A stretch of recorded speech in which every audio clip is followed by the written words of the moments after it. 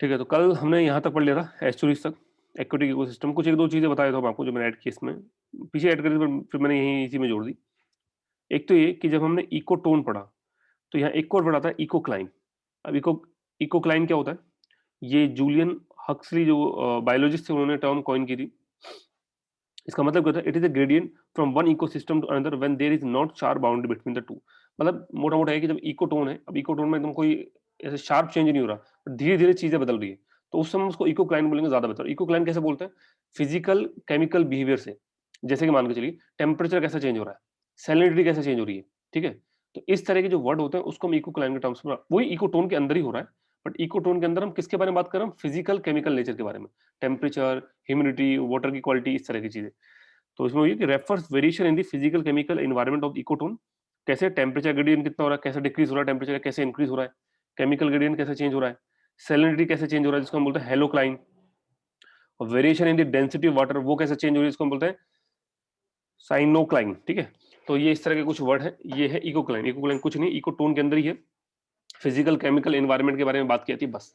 तो ये थोड़ा सा इसको भी हल्का सा दिमाग रखना, जूलियन हक्सली नाम के बायोलॉजिस्ट ने इस टर्म को कॉइन किया था। नीच हैबिटेट के बारे में हमने बात कर ही लिया। एक इंपॉर्टेंट चीज़ है नीच के बारे में कि जो इकोलॉजिकल नीच होता है, वो हार्बीवोरस के लिए सबसे छोटा होता है, क्योंकि आपको पता है कि जो घास-फूस खाने वाले हैं वो तो अपना छोटा-सा। नीच का मतलब क्या था? फंक्शन, रोल और प्लेस के साथ दोनों चीज़ जोड़ी थी मैंने, लिखा था कल, बताया भी था आपको। Unique function, role and place of species. तो अपने पर्टिकुलर फंक्शन रोल को एक जगह पे रख के करेंगे वो लोग। तो इसके लिए गाय वगैरह को ज़्यादा दूर जाने की जरूरत नहीं पड़ेगी, वहीं काम हो जाएगा हर्बीवोरस का। लेकिन जो कार्निवोरस है उनके लिए चीज़ें बढ़ जाएगी, क्योंकि आपको पता है जैसे लॉयन वगैरह तो उनको शिकार करना पड़ता है थोड़ा-सा, हर चीज़ अपना फंक्शन पूरा करने के लिए जो जगह है वो बढ़ जाएगा, तो उनका नीड थोड़ा-सा इंक्रीज़ हो जाएगा। व्हेयरएज़ जब ओमनीवोरस आएँगे, ह्यूमन्स, तो उनके लिए वो चीज़ें और बढ़ जाएगी, बिकॉज़ प्लांट भी इंक्लूड हो गए और एनिमल भी इंक्लूड हो गए। तो बस इतना सा लिखा है इसमें, ecological needs of the herbivores are smaller than carnivores, whereas ecological needs of the omnivores is largest. ठीक है, तो 2 एडिशनल पॉइंट थे कल बताया उसके अंदर। अब आगे चलते हैं। बायोस्फीयर। तो बायोस्फीयर के बारे में बात करते हैं। बायोस्फीयर क्या होता है? जैसे आपके सामने देखो ध्यान से, ये है हाइड्रोस्फीयर, पानी वगैरह, ठीक है? ये लिथोस्फीयर, ज़मीन, अर्थ, ठीक है? और ये एटमॉस्फेयर। अब अगर मैं इन तीनों को जोड़ दूँ, मतलब मोटा-मोटा अगर मैं ऐसे ना बना इस ऐसा बना देता कि ये भैया एटमॉस्फेयर है, ये हाइड्रोस्फीयर है और ये है हमारा लिथोस्फीयर। तो इन तीनों का जो कॉम्बिनेशन वाला इलाका है ये वाला, ये हमारा जगह बायोस्फीयर, जो तीनों का कंबाइंड इलाका होता है ये हो गया बायोस्फीयर, ठीक है? इतना सा है बस। तो बायोस्फीयर कौन-सा है? इन्हीं का इंटरेक्शन वाला है, इन्हीं का जो कॉमन पोर्शन है वो, जहाँ लाइफ सस्टेन कर सकती है, सिंपल सी बात है, जहाँ लाइफ सस्टेन कर सकती है। तो part of earth where life can exist. इस के लिए जो भी एनर्जी की रिक्वायरमेंट होगी वो सन से आएगी। जो मटेरियल की या न्यूट्रिएंट्स की रिक्वायरमेंट होगी वो कहाँ से आएगी? वो आएगी एयर से, वाटर से, सॉइल से। ये छोटा-सा रहा बायोस्फीयर के बारे में। अब इस बायोस्फीयर के हमने 3 चीज़ें लिखी, इन तीनों को थोड़ा-थोड़ा देख लेते हैं। हालाँकि ये तीनों चीज़ें यहाँ ज़्यादा देखने के लिए तो मतलब नहीं है कुछ, क्योंकि ये ज्योग्राफिकल टर्म है, ज्योग्राफी में देखी जाती है। बट कुछ लोग हमारे बीच में ऐसे हैं जो शायद ज्योग्राफी ना पढ़े, इसलिए फिर मैंने चीज़ें यहाँ इंक्लूड कर दी। जैसे एटमॉस्फेयर। अब एटमॉस्फेयर क्या होता है? Envelope of gases surrounding the earth, but the layer which we are concerned is the troposphere. Basically हम ये बोलना चाह रहे हैं कि हमारे जो आस-पास की जो भी गैसेस हैं, जो हमारा एनवायरनमेंट है, उसी को एटमॉस्फेयर बोलते हैं। लेकिन एटमॉस्फेयर में भी डिफरेंट लेयर्स होती हैं। Troposphere, stratosphere, mesosphere, thermosphere, exosphere. तो हमें हर लेयर के बारे में बात नहीं, हमें सिर्फ किसके बारे में बात करनी है? ट्रोपोस्फेयर। तो हम जिस चीज़ के लिए कंसर्न है वो है ट्रोपोस्फेयर। थोड़ा अर्थ दिखा देता हूँ, आप समझ जाएँगे किसके बारे में बात हो रही है। ये रहा हमारा प्यारा धरती, अर्थ, ठीक है? इस अर्थ से लगभग 15 किलोमीटर की डिस्टेंस पे जो लेयर होती है, उसको हम बोलते हैं ट्रोपोस्फेयर, लगभग 15 किलोमीटर की डिस्टेंस पे। तो हम सिर्फ इस लेयर पे 12 से 15 किलोमीटर होता है, इस लेयर पे बात करें, यहीं पे सारी एक्टिविटी होती है, जो एरोप्लेन वगैरह है, वो भी इसी लेयर के अंदर जाते हैं। इससे थोड़ा-सा ऊपर जाएँगे, हल्का-सा ऊपर जाएँगे तो स्ट्रेटोस्फीयर आता है, और इस स्ट्रेटोस्फीयर में सबसे इंपॉर्टेंट चीज़ ये कि यहाँ ओज़ोन लेयर है, यहाँ ओज़ोन लेयर है। इससे थोड़ा-सा ऊपर जाएँगे तो मेसोस्फीयर आता है, और कुछ नहीं है, जो भी आपके मीटेरोइड्स वगैरह आते हैं, तो उनको फ्रिक्शन होना स्टार्ट होता है, जलना वगैरह स्टार्ट हो जाता है। खास इसमें ऐसा है नहीं। ठीक है, लाइटनिंग वगैरह भी स्टार्ट हो जाती है। फिर आता है थर्मोस्फीयर। तो थर्मोस्फीयर के अंदर सैटेलाइट वगैरह, उसके लिए एक इंपॉर्टेंट लाइन है कैरमन लाइन, वो थर्मोस्फीयर के अंदर है। एक्सोस्फीयर में आएँगे तो यहाँ एक्सोबेस होता है। कुछ खास नहीं है, बस थोड़ा-थोड़ा इनके बारे में मोटा-मोटा, ज़्यादा मतलब जो इंजीनियरिंग फील्ड के हिसाब से इतना-इतना ध्यान रखना है, कौन किसके ऊपर क्या है, इनकी डिस्टेंस कितनी है। बाकी जो सीएसई वाले हैं, जिनको यूपीएससी के हिसाब से पढ़ना है, तो उनको फिर इनको थोड़ा-सा डिटेल में पढ़ना पड़ेगा, वो हम पढ़ेंगे ज्योग्राफी के अंदर। हाँ, ये याद रखिए, कोई भी जब लेयर खत्म होती है और जब दूसरी लेयर स्टार्ट होती है, तो ये बाउंड्री होती है ना, इसको हम पॉज़ बोलते हैं, पॉज़, पॉज़। जैसे ये तो ये हो जाएगा ट्रोपोपॉज़, ये हो जाएगा स्ट्रेटोस्फोर, ये हो जाएगा मेसोस्पोज़, ठीक है? इस तरह से पॉज़ करके बोला जाता है, ये लिखा होगा यहाँ पे देखो, ये रहा। जैसे ये बाउंड्री खत्म हुई तो इसको हम बोल देंगे ट्रोपोपॉज़, ये हो जाएगा स्ट्रेटोपॉज़, ये हो जाएगा मेसोपॉज़, इस तरह के बाउंड्री खत्म होती है। चलिए पढ़ते हैं इनके बारे में थोड़ा-थोड़ा डिटेल। सबसे पहले ट्रोपोस्फियर, तो ट्रोपोस्फियर क्या है? सबसे पहली वाली लेयर जहाँ एरोप्लेन वगैरह उड़ते हैं, ये 0 से 12 किलोमीटर की डिस्टेंस पे होती है, हाइट पे होती है। 90% गैसेज़ यहीं मौजूद होती है, इसी लेयर के अंदर, इसलिए हम इसी से ताल्लुक रखते हैं, बाकी से हमें मतलब है नहीं। इसमें खासियत क्या है कि अगर हाइट बढ़ाओगे तो टेम्परेचर कम होगा, हाइट बढ़ाएँगे तो टेम्परेचर कम होगा। जैसे-जैसे आप ऊपर पहुँचते चलोगे, आपका टेम्परेचर डिक्रीज़ हो जाएगा। रीज़न वही है कि जो जितनी भी ठंडी गैस है, वो जो गर्म गैस होती है और कूल कूल गैस और गर्म गैस का जो सर्कुलेशन है, वो जो जियोग्राफिकल फिनोमेना उसकी वजह से।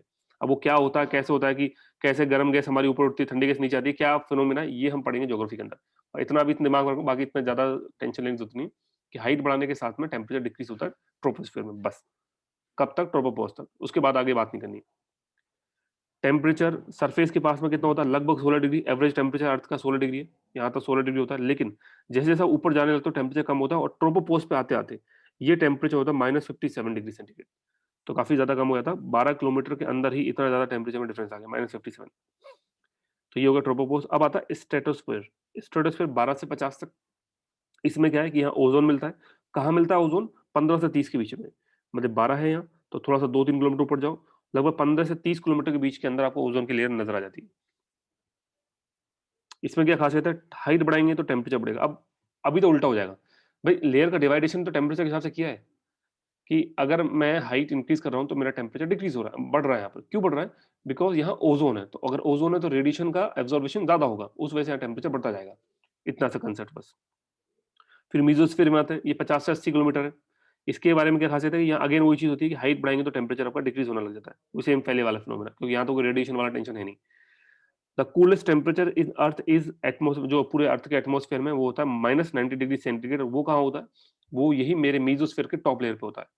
मतलब अगर मैं यहाँ पहुँच जाऊँ, ये मेसोस्फीयर है, तो लगभग यहाँ पर है, इस लेयर पर, यहाँ होता है -90, सबसे ठंडा। आपको पता है कि ट्रोपोस्फीयर में -57 था, बट इसके बाद आपको पता है कि जैसे आप ऊपर गए टेम्परेचर फिर बढ़ने लग गया। तो -57 से -37, -20, -10 ऐसे हुआ होगा। मेसोस्फीयर में आएगा, फिर डिक्रीज़ होने लग गया होगा और फाइनली मेसोस्फीयर के टॉप पे आता है, -90 हो जाता है। मेसोस्फीयर के ऊपर हम बात नहीं करते टेम्परेचर का, बिकॉज़ यहाँ टेम्परेचर ग्रेडिएंट कॉमन एक फिक्स नहीं है, क्योंकि डिफरेंट टाइप के जो एनोमैलिटीज़ है वो काफ़ी ज़्यादा है। तो यहाँ टेम्परेचर के बारे में कोई फिक्स डेफिनिशन नहीं है कि थर्मोस्फीयर में या एक्सोस्फीयर में टेम्परेचर बढ़ता है, घटता है। उसके बारे में कोई फिक्स चीज़ अभी मतलब मौजूद नहीं है। तो इसलिए मैंने उसको यहाँ इंक्लूड नहीं किया है। लिखा भी होगा नोट पॉइंट मैंने यहाँ पे। Note, top of the mesosphere atmosphere is no longer well mixed, thus temperature is no longer well defined. ठीक है, मेसोस्फीयर के ऊपर कोई फर्क नहीं। अब तीनों चीज लेयर का याद रखना। सबसे पहले ट्रोपोस्फीयर में बढ़ रहा है, थर्मोस्फीयर में स्ट्रेटोस्फीयर में कम हो रहा है, मेसोस्फीयर में वापस से बढ़ रहा है, बस। थर्मोस्फीयर क्या होता है? 80 से 700 किलोमीटर, 700 किलोमीटर ऊपर जो होता है उसको एक्सोस्फीयर बोल देते हैं। डिस्टेंस वाइज आ जाए यहाँ पे वही 12, 50, 80, ये 700, लगभग 700, 700 से ऊपर एक्सोस, खत्म। तो ये हो गया हमारा एटमॉस्फेयर। अब बात हाइड्रोस्फीयर। हाइड्रोस्फीयर में वही जितना भी पूरा अर्थ पे पानी है उसको हम हाइड्रोस्फीयर बोलते हैं। अब अर्थ पे पानी कई फॉर्मेट में है। ओशन भी है, लेक भी है, ग्लेशियर भी है और ग्राउंड जो वाटर है जो हमारे कुएं वगैरह से निकलता है वो भी है। इतनी सारी चीजें, तो उसको कैसे पूरे को डिस्ट्रीब्यूट करते हैं वो जरा देखो। टोटल पानी 100%, उसमें से 97.2% तो ओशन है। ठीक है, केवल 2.8% पानी ऐसा है जो इस्तेमाल किया जा सकता है, मैं बोलूँ जिसको मीठा पानी है, जिसमें सैलिनिटी थोड़ी सी कम है ओशन के कंपेरिजन में। अब ये 2.8% में से भी 2.15% तो ग्लेशियर में मतलब जमा हुआ है, तो ये तो हमारे वैसे किसी काम का नहीं है। ये 97.2 हमारे वैसे काम का नहीं है। बचा कितना? 0.62%। तो ये वो पानी है जो हम लोग इस्तेमाल करते हैं, ग्राउंड वाटर, जमीन के अंदर, जो हम यूज कर सकते हैं। इसके अलावा कुछ लेक्स में 0.09% है। ठीक है, ये सैलिन लेक्स है जो नमक वाली, ये हमारे भी काम की नहीं है, तो ये 0.08%। फिर सॉइल का मॉइस्चर है, ये भी हम डायरेक्टली यूज नहीं कर सकते अपने इस्तेमाल के लिए।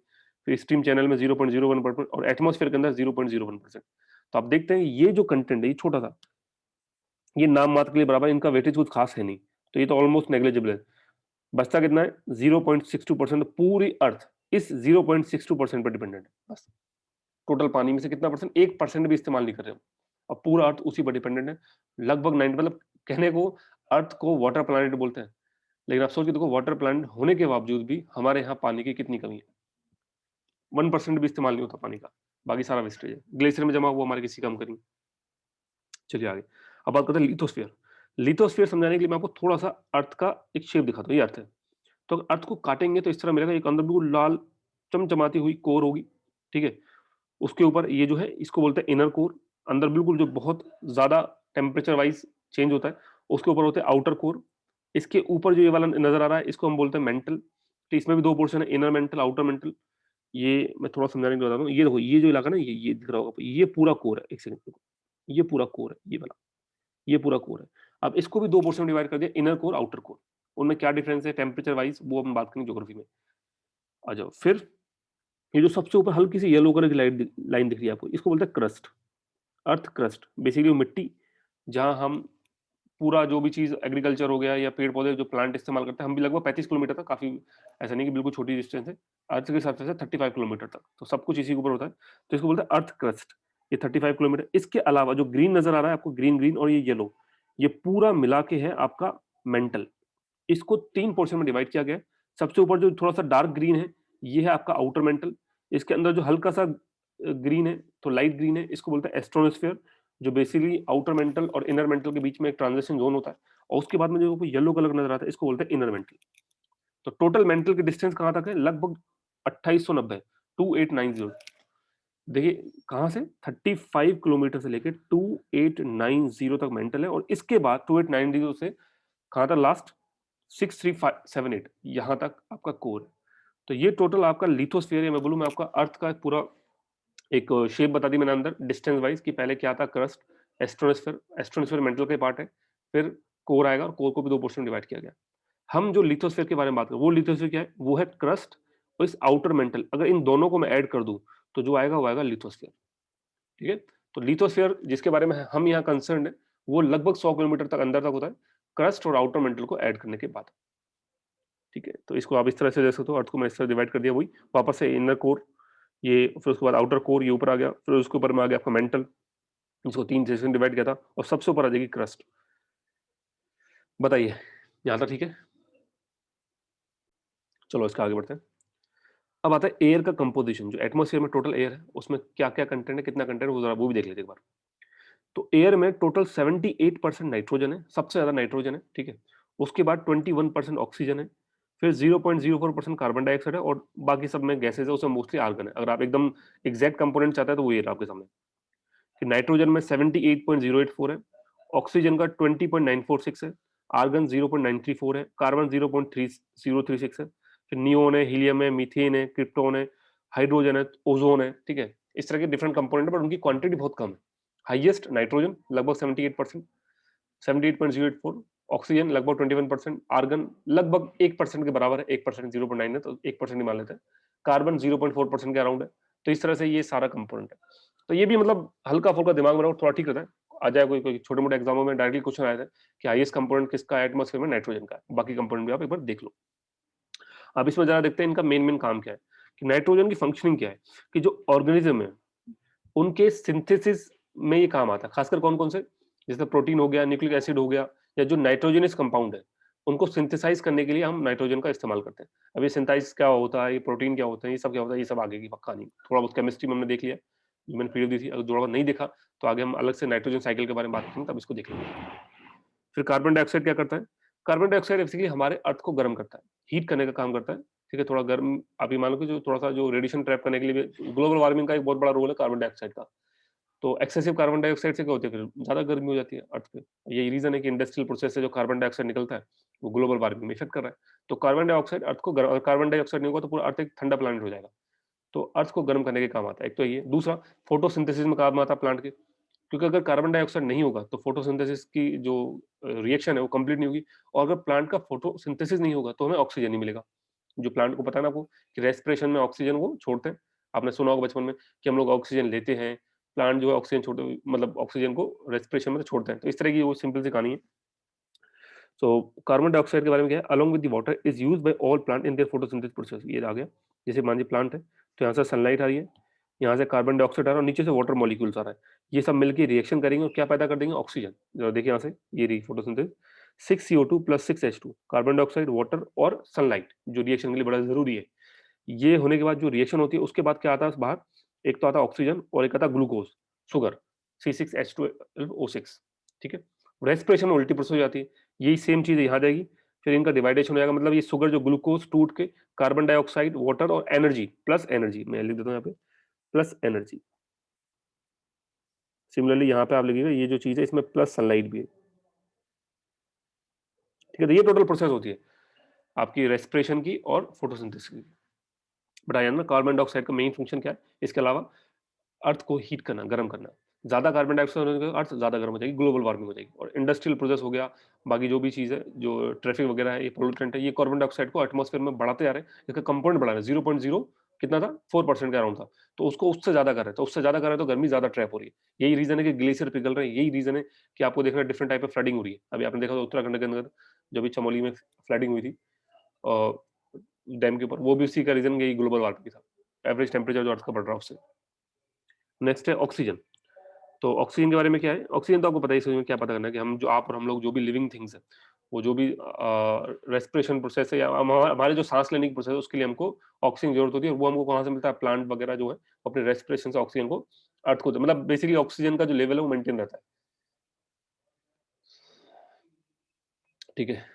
तो necessary for the survival of ecosystem inter in the living world through the respiration, plant के रेस्पिरेशन से glucose molecules are converted into the energy. बता दिया मैंने आपको कि ये ऑक्सीजन और ग्लूकोज है, इनको कन्वर्ट करके हम एनर्जी में तब्दील हो जाता है रेस्पिरेशन प्रोसेस के अंदर। रेस्पिरेशन में लिखा है, ये जो लिखा है ये इंडिकेशन सिर्फ रेस्पिरेशन के बारे में है कि रेस्पिरेशन क्या करता है कि ग्लूकोज मॉलिक्यूल को एनर्जी में कन्वर्ट कर देता है। अच्छा, एक इंपॉर्टेंट पॉइंट क्या है, नोट, आपको पता है कि अर्थ एक क्लोज सिस्टम है, तो इसमें से कोई भी न्यूट्रिएंट्स ना आएगा ना जाएगा, सनलाइट को छोड़ के, ठीक है, वो हम काउंट नहीं करते। बाकी ये मान के चलो कि कोई भी न्यूट्रिएंट आता है ना जाता है, तो अर्थ एक क्लोज सिस्टम का पार्ट है। मैं आपको कल भी मैंने आपको लास्ट क्लास में बताई दिया था। एक और चीज, biosphere has all also been, जो बायोस्फीयर है हमारा, उसको हम बायो जियोग्राफिकल रीजन्स में भी डिवाइड करते हैं। अब ये क्या होता है ये हम बात करेंगे, इनके लिए अलग टॉपिक है। मैंने आपको फिर कल बताता, फिर दोबारा बता रहा हूँ, यहाँ में मैं इंट्रोडक्शन दे रहा हूँ हर टॉपिक का जितना हो सके, इन सब के बारे में डिटेल आगे बात होगी। फिर भी देख लो क्या होता है biogeography, large special region within which ecosystem share a broadly similar biological evolutionary history. तो इसका ताल्लुक होता है इवोल्यूशन से, कि किस तरह से उत्पत्ति हुई, जनरेशन बाई जनरेशन में किस तरह से चीजें आगे अपने आप को इवोल्यूट करती गई, चेंज होती गई। तो ऐसे रीजन जिनकी इवोल्यूशन हिस्ट्री एक जैसी होती है, उनको रीम में डिवाइड कर दिया जाता है, बायोजियोग्राफिकल रीम। और वो कैसे होते हैं, कितने होते हैं, वो हम बात करेंगे बाद में। बस थोड़ा सा ध्यान रखना ये पॉइंट भी, कि ये क्या होता है। चलिए, यहाँ तक की कहानी तो होगी। हाँ, तो लास्ट वाले पर दोबारा देख लो। बायो जियोग्राफिकल रीम क्या होते हैं, इनका मतलब है ऐसा इलाके जिनके इवोल्यूशन, जो पैदा कैसे हुए, जो बने कैसे, उनकी हिस्ट्री एक जैसी हो, उनको अलग अलग पोर्शन में डिवाइड कर दिया था। अब बस इतना सा पढ़ लो, काफी है। इसके बारे में डिटेल हम बाद में बात करेंगे आगे आने वाले टाइम में। चलिए आगे चलते हैं, अब कुछ क्वेश्चन लेते हैं प्रीवियस ईयर एग्जामिनेशन से जो आए हुए हैं, मैंने यहाँ उठा लिए अलग अलग एग्जाम में। जैसे इकोसिस्टम का नेट प्रोडक्टिविटी के हिसाब से तो सबसे ज्यादा प्रोडक्टिविटी के हिसाब से बात करेंगे तो ट्रॉपिकल रेन फॉरेस्ट, उसके बाद टेम्परेट डेसिडुअस फॉरेस्ट, फिर टॉल ग्रास प्रेरीज, वही ग्रासलैंड जो है, टॉल ग्रास प्रेरीज, प्रेरीज ही बोलते हैं इनको, और ओपन ओशन, एंड फाइनली सबसे लेस होगी डिजर्ट की।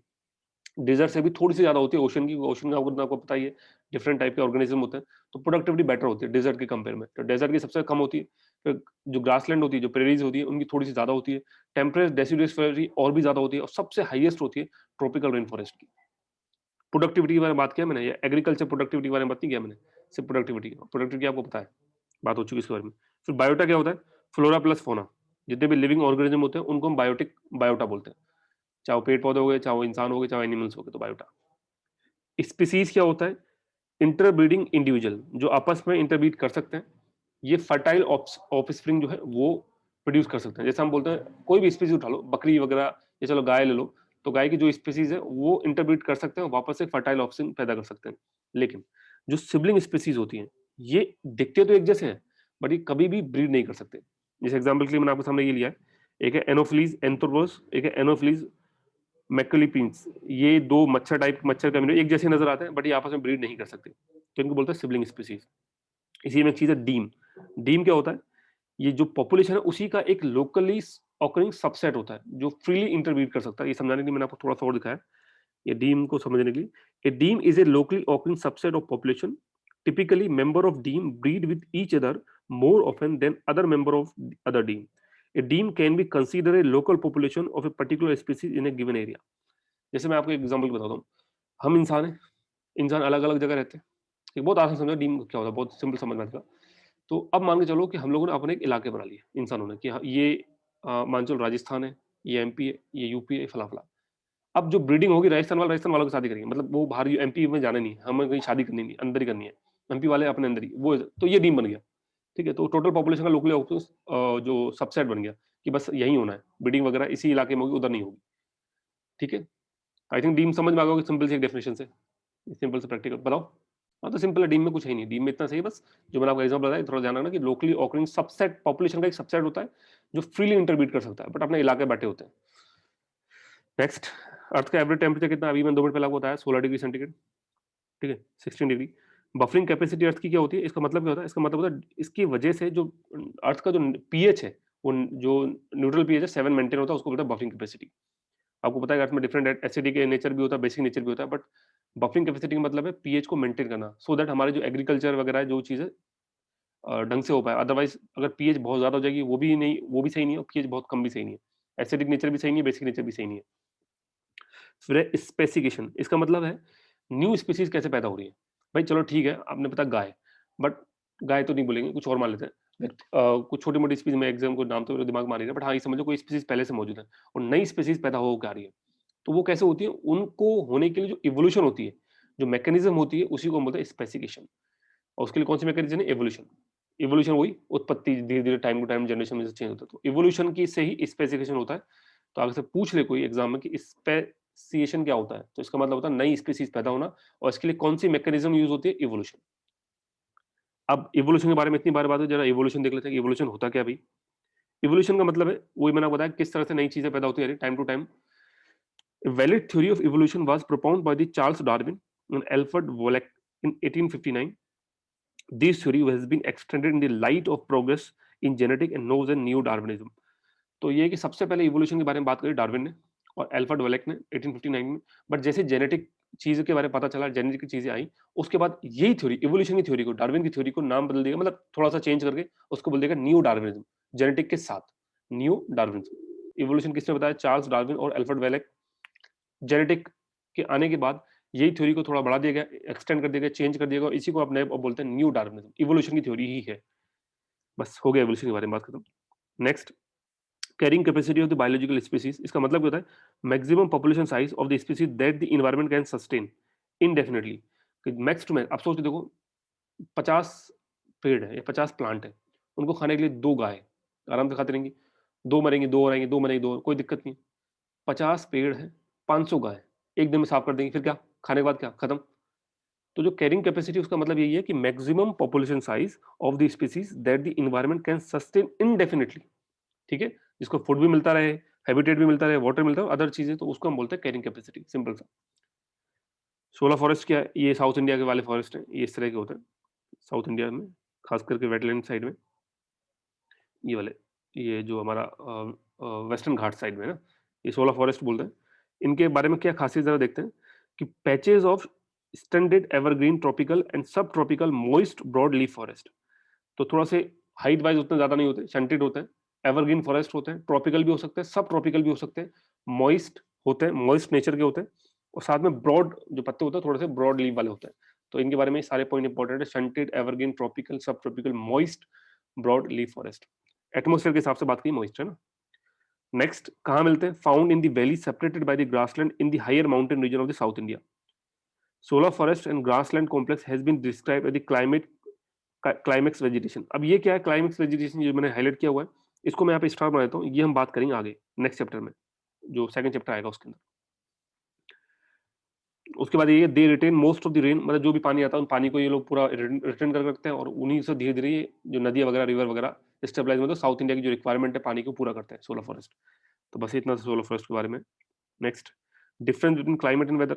अब देखो वेदर तो छोटी चीज है, बाहर का आज का वेदर कैसा है? आज का वेदर थोड़ा सा गर्म है सर। आज का वेदर कैसा है? आज का वेदर ठंडा है। तो वेदर मतलब एक दिन 2 दिन की बारे में बात होती है। क्लाइमेट कैसा है? इंडिया जा रहे हैं, इंडिया का क्लाइमेट कैसा रहता है? इंडिया का क्लाइमेट तो इस समय ह्यूमिड नेचर का होता है, इंडिया का क्लाइमेट तो मॉइस्ट नेचर का, इंडिया में क्लाइमेट तो हॉट रहता है। तो क्लाइमेट एक एवरेज वेदर है, वेदर 1-2 दिन का है। तो क्लाइमेट का मतलब बड़ा, थोड़ी लॉन्ग डिस्टेंस है, लॉन्ग ड्यूरेशन है, और वेदर का मतलब 1 या 2 दिन शॉर्ट ड्यूरेशन है। तो छोटा सा दोनों में फर्क है। Next, the concept of ecosystem. Ecosystem का जो कंसेप्ट है वो किसने दिया था? ईपीओडम ने सबसे पहले इनको ईपीओडम के बारे में खासियत है कि इनको बोलते हैं फादर ऑफ इकोसिस्टम या इकोलॉजी। हमने इकोसिस्टम के बारे में तो पढ़ लिया था। इकोसिस्टम टर्म किसने कॉइन की थी? टेंसले ने। टेंसले ने टर्म दिया था, बट इकोसिस्टम के रिगार्डिंग कंसेप्ट किसने दिया था? ईपीओडम ने, जिनको हम बोलते हैं फादर ऑफ इकोसिस्टम या इकोलॉजी। ये हमने पढ़ लिया कि बायोम का मतलब क्या होता है? रीजनल इकोसिस्टम होता है, एक पर्टिकुलर जगह का। बायोस्फीयर पूरे वर्ल्ड में, पूरे अर्थ का सबसे बड़ा इकोसिस्टम है, ये हम पहले पढ़ चुके हैं। अब आते हैं सेप्रोट्रॉप्स। सेप्रोट्रॉप्स कौन से थे? सेप्रोट्रॉप्स मैंने आपको जो बताए थे माइक्रो के अंदर। तो माइक्रो के अंदर मैंने डिवाइड किया था सेप्रोट्रॉप्स के अंदर, डेट्रीवर्स में। तो ये वो भी सेप्रोट्रॉप, छोटे मोटे बैक्टीरिया, फंजाई वगैरह। तो इसके अंदर हम किस किस को इंक्लूड कर सकते हैं? इसके अंदर एक तो होता है स्कैवेंजर्स, ठीक है, एक होता है पैरासाइट्स, और एक होता है ऑस्मोट्रॉप्स। अब जरा देखते हैं क्या क्या चीजें सेप्रोट्रॉप्स के अंदर। स्कैवेंजर क्या होते हैं? स्कैवेंजर वो होते हैं एनिमल फीड ऑन, जैसे सिंपल से बताऊं, गिद्ध। गिद्ध क्या करता है? मरे हुए लोगों को खाता है, मरे हुए जो जो भी जानवर वगैरह जो भी है। तो ये वो है जो मरे हुए चीजों को खाते हैं, dead animal, dead plant matter को। अब ये एनिमल की तरह भी हो सकते हैं और ये प्लांट के तरह हो सकते हैं। जैसे प्लांट में दीमक, दो दीमक भी क्या करता है? जो चीज मर जाती है उनको, यार दीमक तो चलो कई बार मरी हुई नहीं भी होती है फिर भी खा जाता है, ठीक है, पेड़ों पर लग जाता है। बट नॉर्मली आपने क्या देखा होगा, दीमक को घर के अंदर कोई लकड़ी होती है, फर्नीचर होता है, वहां वो लग जाता है और वो पूरा उसको खत्म कर देता है। तो दीमक हो गए या अर्थवर्म्स हो गए। तो यहाँ पे स्कैवेंजर का मतलब समझ में आ गया, जो डेड चीजों पे जो डेड एनिमल या डेड प्लांट को खाते हैं। उसमें से एनिमल के हिसाब से कौन कौन से हो गए? वल्चर, जैकाल्स, रैकून, हाइनास, ठीक है। और प्लांट के हिसाब से कौन से हो जाएंगे? टर्मिट्स और अर्थवर्म्स। एक नोट पॉइंट है, वो ये है कि स्कैवेंजर का जो रोल है वो इकोसिस्टम के लिए बहुत जरूरी होता है, डिकम्पोजिशन के लिए। लेकिन उस डिकम्पोजिशन के लिए कंप्लीट कौन करता है? डिकम्पोजर और डेट्रीवर्स। तो डिकम्पोजिशन भले ही स्टार्ट ही कर दे, मतलब खाना कोई भी चीज अगर मर गई है तो उसको खाएंगे, खाना स्टार्ट ही करेंगे, वो खा के छोड़ देंगे, बट पूरी तरह से उसको खत्म कौन करेगा? Decomposer, detritus feeder. अब ये डिकम्पोजर के बारे में और डेट्रियस फीडर के बारे में और डिटेल में बात अगले चैप्टर में होगी। अगला चैप्टर काफी इंपॉर्टेंट है क्योंकि उसमें इससे रिगार्डिंग बहुत सारी बातें, इस चैप्टर से जुड़ी बहुत सारी बातें अगले चैप्टर में, जब हम food chain, food web, ecological succession के बारे में बात करेंगे, तो ये सारी चीजें वहां वापस आएंगी। अभी ऊपर ऊपर से जितना आपको समझ में आ रहा है उतना देख लो। पहला ही चैप्टर है तो घबराने की जरूरत नहीं कि सर हमको बहुत ज्यादा समझ में नहीं आ रहा है, कोई टेंशन लेने की जरूरत नहीं। जैसे जैसे आगे बढ़ेंगे चीजें बार बार ये चीजें रिकॉल होंगी, इनको और डेप्थ में पढ़ते जाएंगे, चीजें अपने आप समझ में आने लगेंगी। पैरासाइट, पैरासाइट में कुछ नहीं है, ये एनिमल या प्लांट के टाइप होते हैं और ये दूसरों को इन्फेक्ट करते हैं। एनिमल भी हो सकता है, प्लांट भी हो सकता है। पैरासाइट एफेक्ट्स नहीं, पैरासाइट एनिमल ही होते हैं। ये प्लांट के रूप में भी हो सकते हैं जो दूसरी लिविंग चीज को इफेक्ट करते हैं। तो plant and animal that infect other living component of the ecosystem and survive on them, उन्हीं के ऊपर जीते हैं, तो उनको बोलते हैं पैरासाइट। मतलब उन्हीं के अंदर रहेंगे, उन्हीं के ऊपर जिएंगे, उन्हीं को खाते रहेंगे, उन्हीं के ऊपर जीते, और वो जिसके ऊपर ये है अगर वो मर जाएगा तो ये भी मर जाएंगे, इस तरह की कुछ नेचर होता है।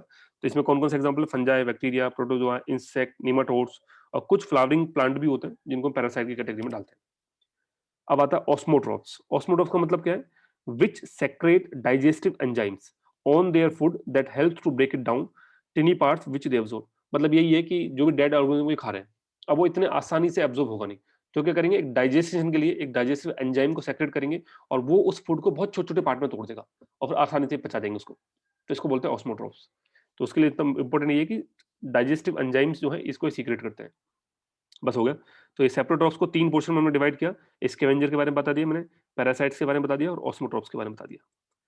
नेक्स्ट है बायोलॉजिकल स्पेक्ट्रम। बायोलॉजिकल स्पेक्ट्रम का मतलब है कि जो भी बायोटिक कंपोनेंट आ रहे हैं इकोलॉजिकल पिरामिड्स पे, मतलब मोटा मोटा ये है कि जितने भी वर्ल्ड में लिविंग थिंग्स है, जो भी जिंदा चीज है, जिंदा जिनमें जान है, उनको तीन पोर्शन में डिवाइड कर दिया जाएगा। एक बैक्टीरिया, एक वेल, सबसे बड़ी ब्लू वेल, एक बैक्टीरिया, और उनके बीच के जितने भी लिविंग थिंग है सब आगे से। या तो ऐसे डिवाइड कर दो, ये भी ठीक है, या फिर कई जगह ऐसे भी होता है, इनको डिवाइड कर देता है आर्चिया, बैक्टीरिया और यूकार्योट। इनमें मतलब क्या है? ये सेल के ऊपर है। अब अगर आप आर्चिया पे जाओगे तो ये सिंगल सेल ऑर्गेनिज्म होते हैं, वेयर यूकार्टो पे जाओगे तो इसमें सेल एक से ज्यादा होती है। बैक्टीरिया भी सेम सिंगल सेल, बट इनकी साइज वाइज थोड़ा सा छोटा होता है। इन दोनों को वैसे भी कंबाइनली हम प्रोकारियोट बोलते हैं। ये केमिस्ट्री की क्लास में मैंने कवर कर दिया है, केमिस्ट्री की नहीं, ये बायोटेक्नोलॉजी क्लास में हुआ था, आपको पता होगा, मैंने नोट्स के अंदर दे रखा है पूरा। प्रोकारियोट्स क्या होते हैं और यूकारियोट्स क्या होते हैं, इनके बारे में पूरा डिफरेंस बता रखा है। खैर हमें इतना नहीं पढ़ना, मोटा मोटा इतना तुमको दिमाग रखना है कि बायोलॉजी के स्पेक्ट्रम के अंदर हम आर्चिया, बैक्टीरिया और यूकारियोट तीन चीजों में डिवाइड कर देते हैं सारी लिविंग थिंग को जो वर्ल्ड में मौजूद है। एक सेकंड, बस 2 मिनट वेट करो, 2 मिनट के बाद क्वेश्चन स्टार्ट होंगे जो आपसे कराऊंगा मैं, फिर आपको बड़ा मजा आएगा। आप यूपीएससी की प्रीवियस ईयर की क्वेश्चन देखोगे और आपकी ईएससी एग्जामिनेशन क्वेश्चन भी देखोगे। चलो, तो ध्यान रख लें इसमें कि अगर बायोलॉजी के स्पेक्ट्रम आता है तीन पार्ट में डिवाइडेड है, आर्चिया, बैक्टीरिया, यूकारियोट। या वेल बैक्टीरिया और जितने भी लिविंग थिंग उनको इस तरह से भी डिवाइडेशन किया जाता है। ऊपर वाले दोनों को मिला के बोलते हैं प्रोकार्योट। प्रोकार्योट का मतलब होता है जिनके केवल एक सेल होती है। यूकार्योट मतलब जिनकी एक से ज्यादा सेल होती है।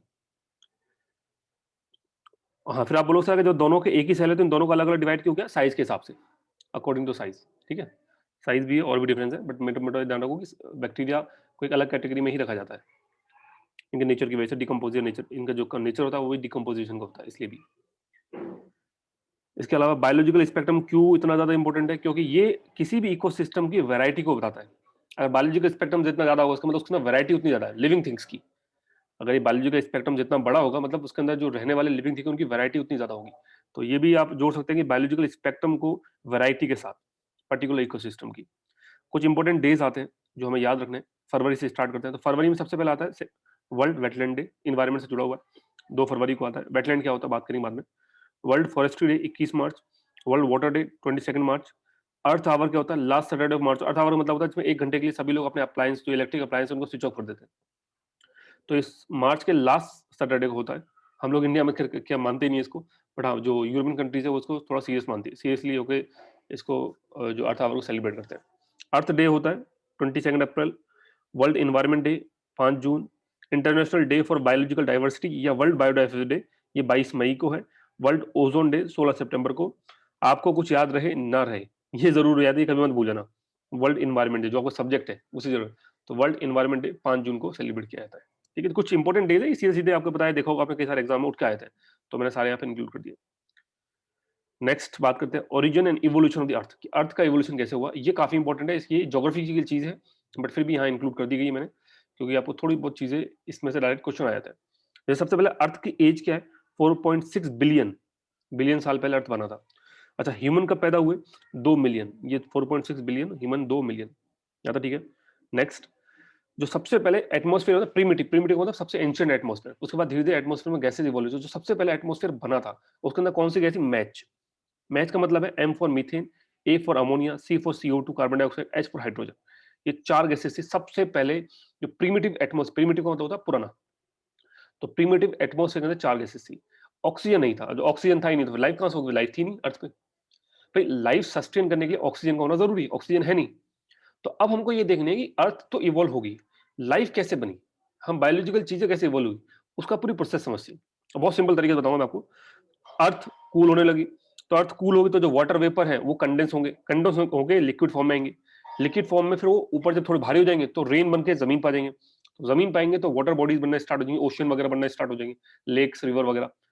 वहां पे molecules of lime life molecules of life form हो जाएगा। बेसिकली मान लो बैक्टीरिया इवॉल्व हो जाएगा। तो सबसे पहली चीज जो पैदा हुई वो थी बैक्टीरिया। फिर बैक्टीरिया के बाद, इसलिए आपको यही रीजन भी है, आपको देखोगे बैक्टीरिया को सेपरेट कैटेगरी में रखा गया है, जबकि वो सिंगल सेल होने के बावजूद भी। तो सबसे पहले बैक्टीरिया इवॉल्व हुआ। उसके बाद इन बैक्टीरिया में से ही one of these evolve a green pigment called chlorophyll. तो इन्हीं में से किसी ने, बैक्टीरिया ने क्लोरोफिल पैदा कर दिया। अभी क्लोरोफिल क्या वाला है? क्लोरोफिल क्या करता है? कार्बन डाइऑक्साइड प्लस वाटर को रिएक्ट करता है, और रिएक्ट करने के बाद इससे पैदा करता है ऑक्सीजन। वही प्लांट के अंदर जो होता है फोटोसिंथेसिस प्रोसेस के हिसाब से वही वही सेम चीज है। मतलब CO2 तो पहले से मौजूद है, देखो यहाँ पे CO2 तो पहले से मौजूद है एटमोस्फेयर के अंदर। वाटर, ये वाटर बॉडीज आई चुकी है, वाटर बॉडीज पैदा हो चुकी है। तो अब इन दोनों को आपस में रिएक्ट कराएगा क्लोरोफिल, और वो क्लोरोफिल रिएक्ट करा के इससे क्या पैदा कर देगा? ऑक्सीजन। तो इस तरह से अर्थ के अंदर ऑक्सीजन की एंट्री हो जाएगी। एंट्री करने के पीछे कौन जिम्मेदार है? बैक्टीरिया या क्लोरोफिल। ठीक है, तो जब ऑक्सीजन आएगा तो ऑक्सीजन सबसे पहले क्या बनेगा? प्रोटिस्ट। प्रोटिस्ट एक जो प्रोटिस्टा ग्रुप का ही स्मॉल पोर्शन मान लो। ठीक है, तो ये भी सिंगल सेल ऑर्गेनिज्म होते हैं, जैसे हमने बाकी बैक्टीरिया देखा था वैसे ही, तो ये भी सिंगल सेल ऑर्गेनिज्म है। तो प्रोटिस्ट इवॉल्व हो जाएगा बैक्टीरिया से। इस प्रोटिस्ट मतलब भी याद हो, बहुत bacteria and protist are unicellular, single cellular होते हैं। फिर क्या होगा? इनसे फिर मल्टी सेलुलर ऑर्गेनिज्म बनना स्टार्ट होंगे। ये तो एक सेल के थे, फिर धीरे धीरे ऐसे ऑर्गेनिज्म आएंगे जिनकी सेल एक से ज्यादा होंगी, जैसे फंजाई। फंजाई के बाद प्लांट बनेंगे, और प्लांट से धीरे धीरे एनिमल पैदा होना स्टार्ट होगा। तो इस तरह से लाइफ इवोल्व होगी पूरी। बट हमें ये सब कुछ पर नहीं पढ़ना, हमें जो ये ध्यान रखना वो कि बैक्टीरिया, उसके बाद प्रोटिस्ट, क्लोरोफिल, और एक जो इनिशियल जो गैसेज है मार्च, methane, ammonia, carbon dioxide and hydrogen. Bacteria के लिए ऐसे कुछ खास रिक्वायरमेंट नहीं होता। बैक्टीरिया डिकम्पोजर होता है ना, तो वो आराम से डिकम्पोजिशन के लिए ऑक्सीजन की रिक्वायरमेंट नहीं होती है। चलिए नेक्स्ट चलते हैं, हिस्ट्री ऑफ इकोलॉजी। रिकॉर्डिंग होने ना, हिस्ट्री ऑफ इकोलॉजी। तो यहाँ सबसे पहले अभी कुछ टर्म्स देखने हैं हमको, जैसे हमने ये तो पता ही है आपको कि ऑर्थर टेंसली ने इकोसिस्टम दिया था, ठीक है। हकले ने क्या बोला था, इकोलॉजी बोला था। हकले ने इकोलॉजी बोला था। इसके इसी के अलावा कुछ और चीज भी है, जैसे चार्ल्स इल्टन, उन्होंने फूड चेन के बारे में बात करी है, कल की क्लास में होगा फूड चेन।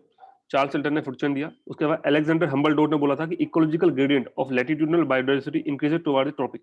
वही कि आप इक्वेटर पे हो और ये ट्रॉपिक है, तो आप ट्रॉपिक की तरफ जैसे ही जाओगे इक्वेटर से, तो यहाँ जो इकोलॉजिकल ग्रेडियंट है वो बढ़ने लगेगा। बायोडाइवर्सिटी आपने देखा भी था कि ट्रॉपिक के पास बायोडाइवर्सिटी ज्यादा होती है, क्योंकि इक्वेटर पर थोड़ी सी गर्मी ज्यादा होती है इक्वेटर पर। तो इक्वेटर पर गर्मी ज्यादा होने की वजह से यहाँ से बेटर है कि आप थोड़ा सा ऊपर चले आओ, थोड़ा सा tropic of cancer, tropic of capricorn, यहाँ थोड़ी सी बायोडाइवर्सिटी बेहतर होती है। और ये किसने बात बोली थी, अलेक्जेंडर हम्बलडोर्फ। चार्ल्स डार्विन का तो पता ही है आपको, इवोल्यूशन की प्रिंसिपल दिया था इसने। साथ में इन्होंने, ये फाउंडर थे ecological study of the soils, मिट्टी के बारे में, सॉइल्स के बारे में। देन व्लादिमीर वर्डेंस्की, ये बायोस्फीयर कंसेप्ट दिया।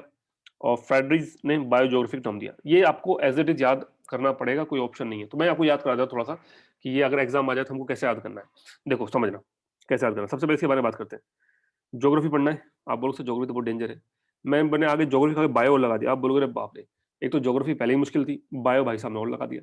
तो अब क्या होगा, अब आप फ्राइड राइस बन जाओगे, मतलब ज्योग्राफी के साथ में बायो, फ्राइड राइस। तो बायो ज्योग्राफी टर्म किसने दी, फ्राइड फ्राइड रिच राइटजेल, ठीक है। तो बायो ज्योग्राफी टर्म फ्रेडरिक राइटजेल, यह तो हो गया। टेंसली हम पहले पढ़ चुके हैं, इसको कोई दिक्कत ही नहीं है। अच्छा, बायोस्फीयर, व्लादिमीर पुतिन पता है रशिया का, वो क्या कहता है, ये पूरा स्फीयर मेरा है। वो उसका मानना यही है ना, डोनाल्ड ट्रम्प की तरह, ट्रम्प तो जा चुका, वही बचा है। तो व्लादिमीर पुतिन का मानना है कि पूरा स्फीयर, पूरा वर्ल्ड मेरा है, उसका मानना ही है। तो जब भी हम बायो स्फीयर बोलेंगे व्लादिमीर पुतिन, तो व्लादिमीर वर्डेंस्की स्काई, तो इस तरह कुछ आप याद रख लोगे, आराम से ऑप्शन देकर टिक कर दोगे, ठीक है। हकले के बारे में पता ही है। चार्ल्स डार्विन के बारे में पता है कि भाई साहब ने इवोल्यूशन दिया था, और इवोल्यूशन सॉइल के बारे में बताया था, खत्म कहानी। हम्बल डोट को कैसे याद रखना है, इसको आप ऐसे याद रख लो, किसी तरह से याद रख सकते हो कि हैरी पॉटर मूवी में था ना, क्या नाम था, कुछ था ना ऐसे हम्बल डोट जैसा कुछ नाम था, कि हाँ वही बुड्ढा मान लो, जो बुड्ढा था दाढ़ी वाला, जो हाथ में लेके घूमता था।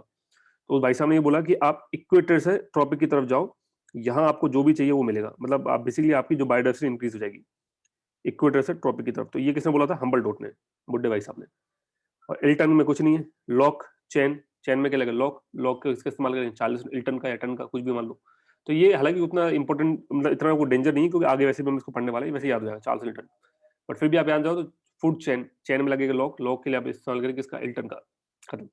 तो मेरे हिसाब से आपको आराम से याद हो गया होगा। मैं आपको अभी टेस्टिंग भी ले लेता हूँ, आपको याद हुआ कि नहीं हुआ, ये पता भी चल जाएगा 2 सेकंड में। आपके लिए कमेंट सेक्शन ऑन है, जो यूट्यूब पे देख रहे हैं वो चाहे तो अपनी खुद ही प्रैक्टिस कर सकते हैं। जल्दी से मुझे बताओ, मैं आपसे छोटा पूछूं, बायो जियोग्राफिक टर्म ये किसने दिया था, कमेंट के अंदर फटाफट, थोड़ा तेज करो क्योंकि हमारा ये रिकॉर्डिंग ऑन है, मैंने जरा फोकट में लोगों को टाइम खराब हो, बट सिर्फ चेक करने के लिए कि कितना याद हुआ आपको, ठीक है। अच्छा, फूड चेन के बारे में किसने बताया, फूड चेन के बारे में, अच्छा किसने बोला ये, ठीक है। अच्छा किसने बोला ये कि अगर हम टॉपिक की तरफ जाएंगे तो बायोडाइवर्सिटी इंक्रीज होगी, जो ग्रेडियंट है वो इंक्रीज होगा, बुड्ढे भाई साहब। हाँ, अलेक्जेंडर भी ले सकते हो, हम्बल डोट, ठीक है। अच्छा, कौन बोलता है कि बायोस्फीयर उसका है, biosphere, biosphere term,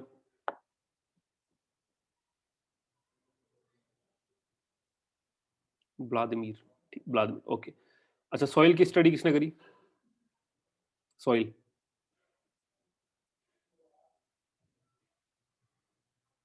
Charles Darwin.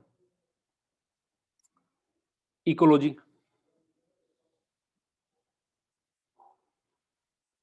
हकले, ठीक है। इकोसिस्टम,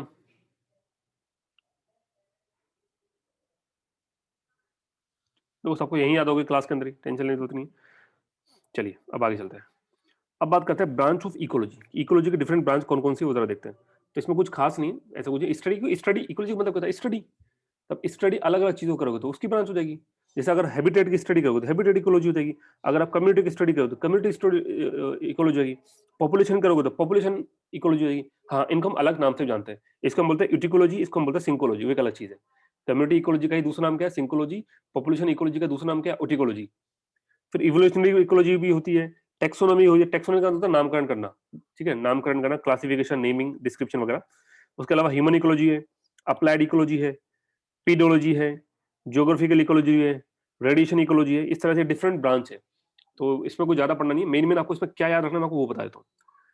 एटिकोलॉजी पॉपुलेशन इकोलॉजी बोलते हैं, सिंकोलॉजी कम्युनिटी, ये दो तो आपको याद होने चाहिए। इसके अलावा अब ये देखो, पेडोलॉजी, पेड़ लगाओगे, पेड़ कहाँ लगाओगे भैया, जमीन पे लगाएंगे। तो पेडोलॉजी का मतलब क्या है, जमीन, टेरेस्ट्रियल इकोलॉजी, समझ आ गया। पेडोलॉजी का मतलब है जमीन के बारे में, deal with the study of soil, ठीक है। तो ये हो गया पेडोलॉजी। नेक्स्ट जू, जियोग्राफी, तो पता चला जू का मतलब एनिमल्स होता है। पाइथो, पाइथो का मतलब प्लांट। अच्छा, पाला, पाला, जब पाला पड़ेगा तो सारे एनिमल प्लांट दब जाएंगे, दब के सब मर जाएंगे, तो फॉसिल एनिमल फॉसिल प्लांट में तब्दील हो जाएंगे। तो पाला पड़ेगा तो सारे एनिमल प्लांट दब जाएंगे, फॉसिल में तब्दील हो जाएंगे। तो पाला इकोलॉजी किसके बारे में होगी, फॉसिल एनिमल फॉसिल प्लांट की स्टडी के बारे में। पाइथो प्लांट के बारे में। पेडो, पेड़ लगाएंगे कहाँ पे, सॉइल में, तो टेरेस्ट्रियल सॉइल के बारे में, ठीक है। इसके अलावा एक और चीज है यहाँ पे, ये रहा लाइमोलॉजी, लाइम, लाइम नमक, थोड़ा सा खट्टा खट्टा, लेकिन अब नमक, नमक कैसा लाइम का मतलब होता है वो नींबू होता है।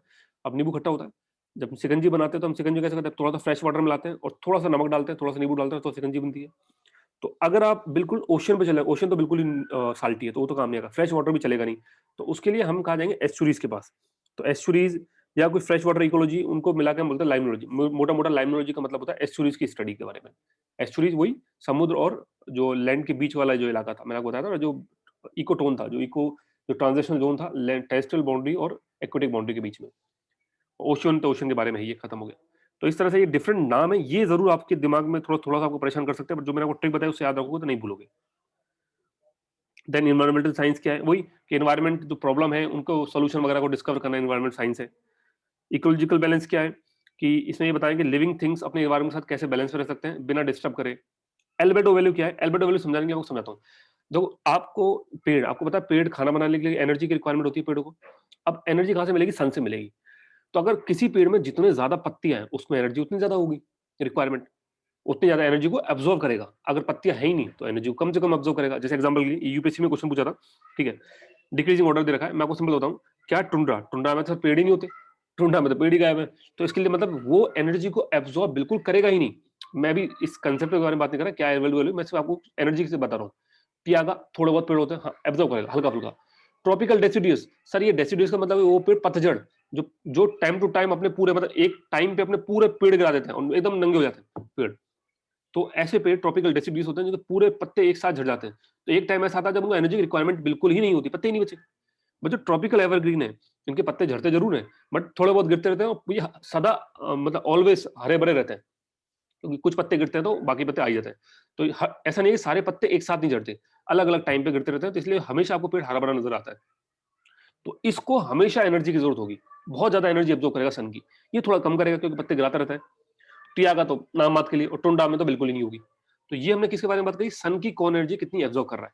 अब आइए जरा, एल्बर्टो वैल्यू क्या होता है, ये बताता है major of the diffuse reflection of the solar radiation out of the total solar, मतलब मोटा मोटा इतना बताना कि जो भी सोलर की एनर्जी आ रही है उसमें से कितनी एनर्जी आप एब्जॉर्ब कर रहे हो, ठीक है, और कितनी एनर्जी को वापस भेज रहे हो, ये उसको मेजर करता है। एग्जाम्पल के लिए कि अगर ये वैल्यू 0 से 1 के बीच में होती है, अगर ये वैल्यू 0 है, 0 का मतलब ब्लैक बॉडी है, ब्लैक बॉडी का मतलब सारी की सारी एनर्जी को एब्जॉर्ब कर गया, सबसे कम वैल्यू है, सारी एनर्जी एब्जॉर्ब कर गया। अब बता सारी एनर्जी कौन एब्जॉर्ब कर सकता है, सही है, तो वही कर सकता है जहां पेड़ ही पेड़ हो चारों तरफ। मतलब ये इसके क्लोज वैल्यू किसकी होगी, ट्रॉपिकल एवरग्रीन। 1 का मतलब व्हाइट बॉडी, जो बिल्कुल भी एब्जॉर्ब नहीं करता और सबको रिफ्लेक्ट करता है। जैसे गर्मी के टाइम देखो ना, गर्मी के टाइम में व्हाइट कपड़े क्यों पहनते हैं, क्योंकि वो सन की एनर्जी को एब्जॉर्ब नहीं करता, रिफ्लेक्शन कर देता है। ब्लैक कपड़े क्यों नहीं पहनते, अगर ब्लैक पहनोगे तो गर्म हो जाएंगे, क्योंकि एनर्जी को एब्जॉर्ब कर लेता है। तो ब्लैक व्हाइट का कंसेप्ट तो इतना सा है। 0 क्यों है, क्योंकि वो उसने सारी सारी एनर्जी एब्जॉर्ब कर ली, कुछ रिफ्लेक्ट ही नहीं करी।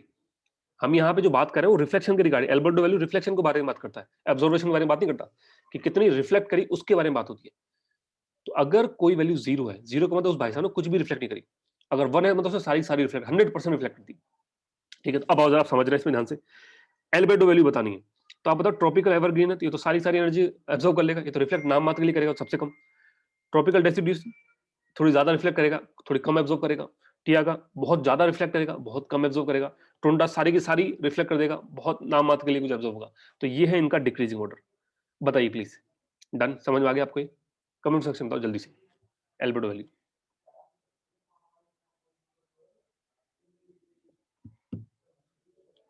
बस ये हो गया एल्बर्टो वैल्यू। अब इसमें क्वेश्चन ये कि why the albedo value of the deciduous forest more than the, क्योंकि डेसिडुअस फॉरेस्ट में क्या होता है, वो एक टाइम पे अपने सारी पत्ते गिरा देते हैं।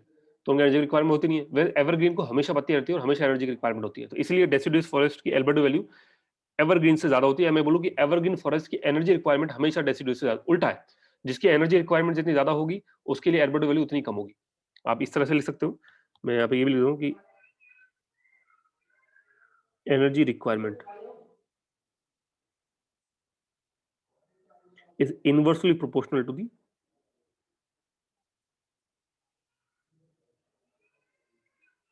Albert value. हम ये भी ऐसे भी कर सकते हैं।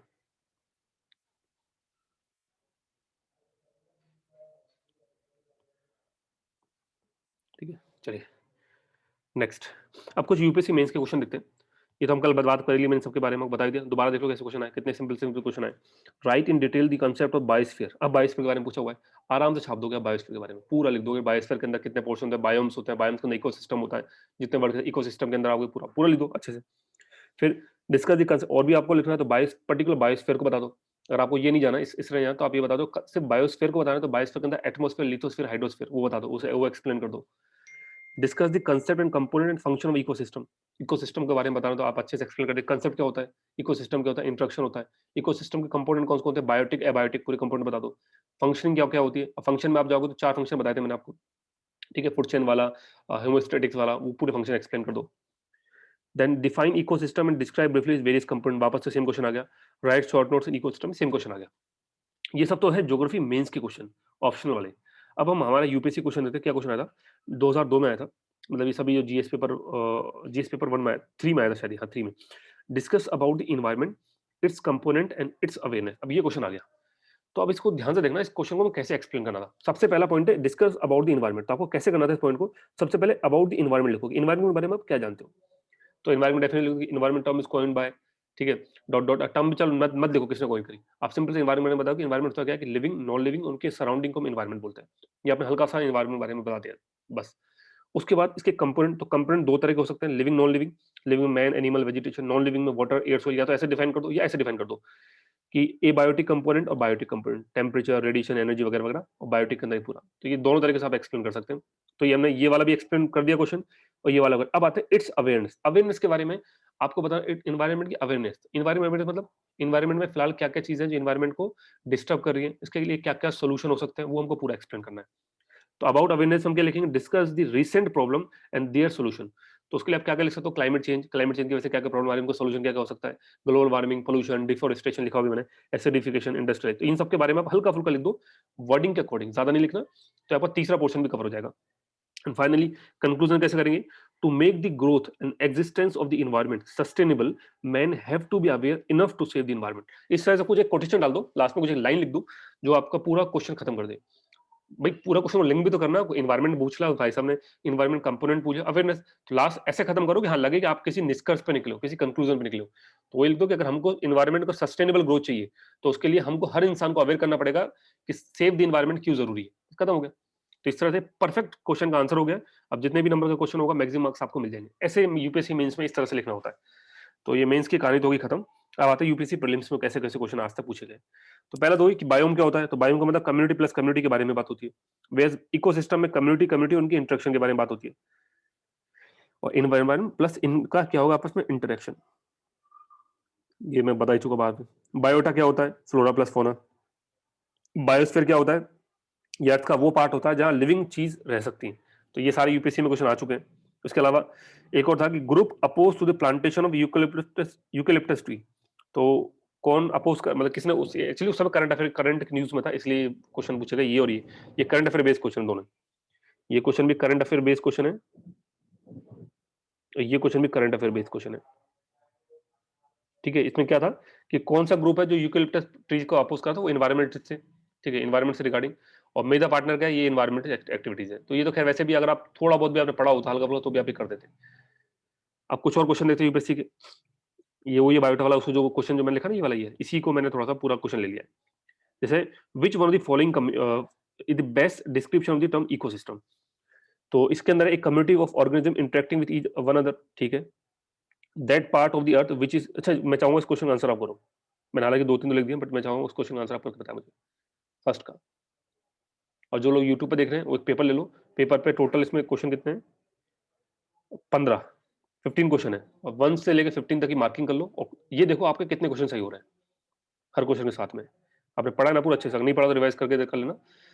ठीक है, चलिए यहाँ आप जो यहाँ पे मौजूद हो वो तो आंसर बताओ। एक काम करते हैं, इसके आगे की जो क्लास है जो हमारी क्वेश्चंस वाली क्लास है वो मैं कर लूंगा। ठीक है, मैं आपको एक दिन देता हूँ पूरा इसको रिवाइज करने के लिए, आप इसको रिवीजन करिए। कल हम क्वेश्चन की क्लास लेंगे और जो यूट्यूब पर देख रहे हैं वो भी एक बार इसको रिवीजन करके रखिएगा। कल की क्लास के अंदर मैं क्वेश्चन इंक्लूड कर दूंगा तो वहां पर देख लीजिएगा, आपकी प्रैक्टिस हो जाएगी।